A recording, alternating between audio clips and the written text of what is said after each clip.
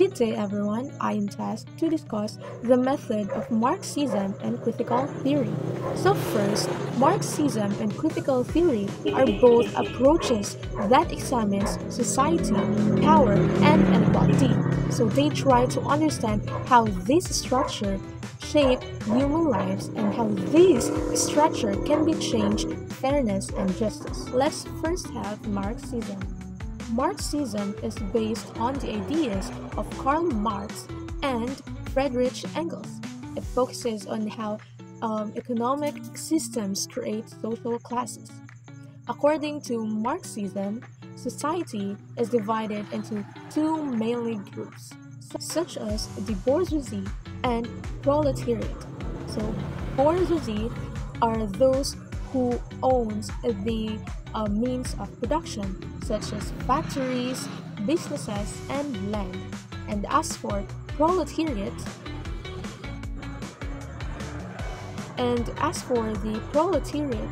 are those workers who sell their labor to survive. Now let's transition to critical theory. Critical theory is based on the Marxists, but they only expanded to include the culture, politics, education, media, and everyday life. It originated from the Frankfurt School in the early 20th century. Critical theorists believe that people are influenced by systems that shape beliefs and values without noticing. Their goal is to question and transform these systems to create a more free and equal society.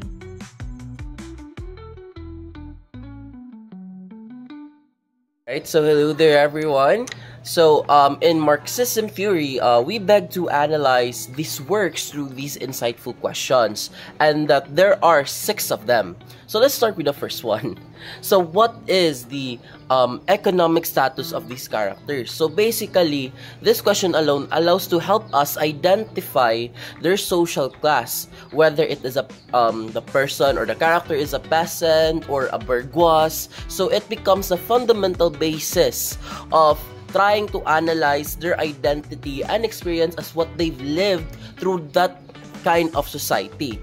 So the next question, which is the second one, what happens to them as a result of this status? So this is where now we examine their class position and how it determines their fate, their opportunities, and perhaps, the conflicts that leads to them being exploited, especially on how they struggle in their society. Yes. So next one, the third question is, how do they fare against economic and political odds? So in this question alone, this is where we try now to analyze their resistance, or have they submitted themselves to the systematic pressures of the capitalist system that they've been surrounded with, or the ruling class that they've took part, or where they've belong. So that's the question.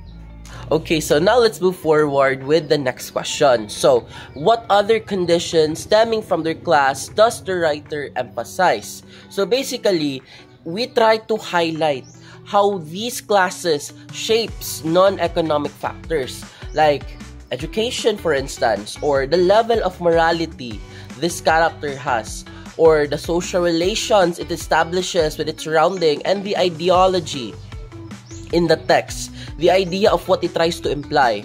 And the fifth question is, to what extent does the work fail by overlooking the economic, social, and political implications of its material? So it is like a critique of the word itself. So here we try to judge if it unconsciously supports the idea of ignoring the true class-based nature of the story. So this is what we try to analyze and understand the situation itself. And this is where now we move forward with the last question, and that is the 6th one. So how should the reader consider the story in today's developed or undeveloped world? So from this question alone, it asks for a modern application, a practical one, where we try now to connect the Texas dynamics, or the Texas class dynamic rather, to the contemporary issues like global inequality, or the capitalism that we have, the neocolonialism, everything that, we try to understand, like the situations that we experience in our everyday lives when it comes to the society that we belong. Ayan. So these are the questions that really helps us beg to understand on how to analyze these texts, to really further give us a guidance to have a proper analyzation on the books that we're trying to read and to criticize. And I think that ends my part. Thank you so much.